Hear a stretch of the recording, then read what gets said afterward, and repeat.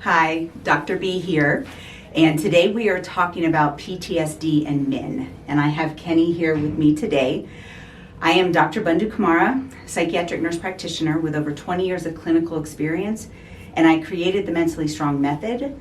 I have a theory on PTSD in men, but I'm not a man, and so I wanted to kind of share that and allow Kenny to share his story. Kenny has been diagnosed with PTSD, military PTSD. Tell us a little bit about, into the camera, like just a brief synopsis of the trauma you experienced as an infantryman. So I was an infantryman in the Army from 2006 to about 2011. First deployment was to Afghanistan in 2009. This was about the time where they started to increase the troops that were in southern Afghanistan, which was a Taliban stronghold at the time. I was part of one of the first units that actually went into this area of Afghanistan since the initial invasion in 2001. The enemy was well prepared, they were well dug in, and we suffered about 42 KIA in our battalion alone, killed in action. And most of that was from IEDs. We spent a lot of time getting ambushed. You spend a lot of time, running over IEDs, and you see all manner of atrocities, and that it sticks with you.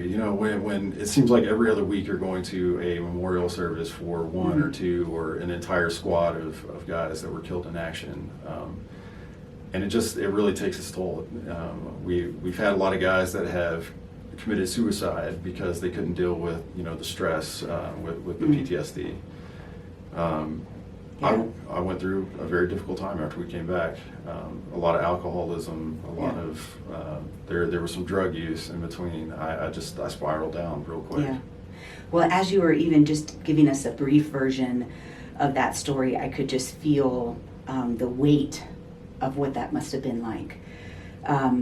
So you came home, you resorted to drinking. Do you feel like a lot of people do that?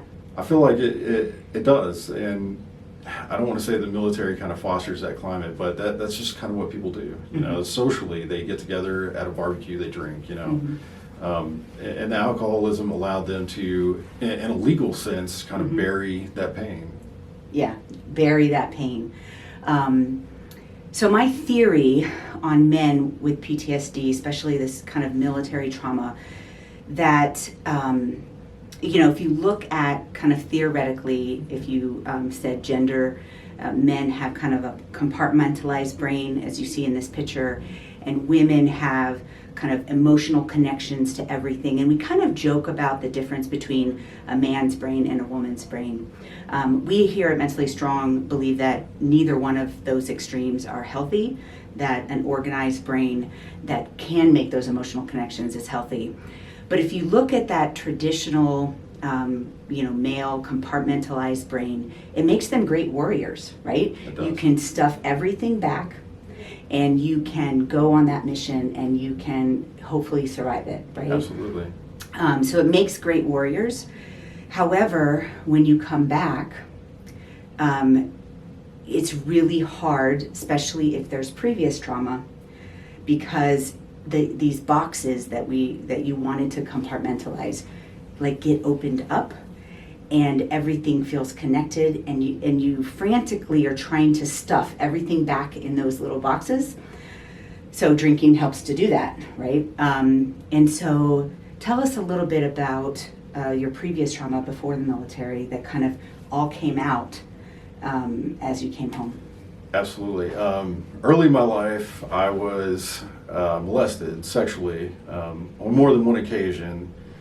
And I didn't feel as though I could come forward and talk about that with anybody. I felt as though it was just taboo. It was just something that you couldn't talk about. I felt like I would get in trouble if I brought it up, so I held on to that.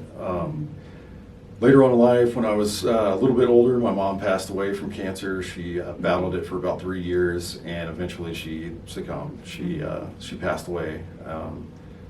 I loved my mother to death, and I felt like I was so naive throughout, the entire process of her fighting cancer. I thought that she was going to survive, pull through.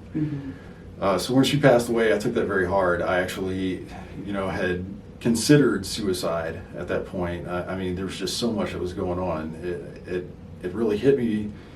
It became a source of trauma for me, and a lot of that stuff gets pushed down. The further you get away from it, the more compartmentalized these things get, because you avoid them, you push them away. And when I started finally seeking help for the PTSD, all of these things came up. It just came flooding back to the forefront of my mind, and I realized that now I had to start dealing with all these things that I had dealt with in the past, or had gone through in the past. Not dealt with. Not dealt with, Right. no, but had gone through. Yeah. Yeah. So what would you say to either a significant other that's listening, or a man who's listening who is resistant to seeking treatment or telling somebody what they're going through? What would you tell him? I would say, go get help.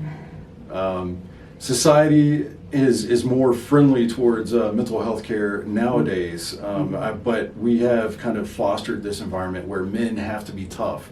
They can't talk about their feelings, they can't talk about trauma, they can't talk about the things that they've gone through, or else they're not men. The problem is that when you avoid these things, the situation always becomes worse. It becomes worse because you don't even know that it's still there. It's in the background, but it's still eating at you. And these things will cause, it will manifest in a very physiological way. Right.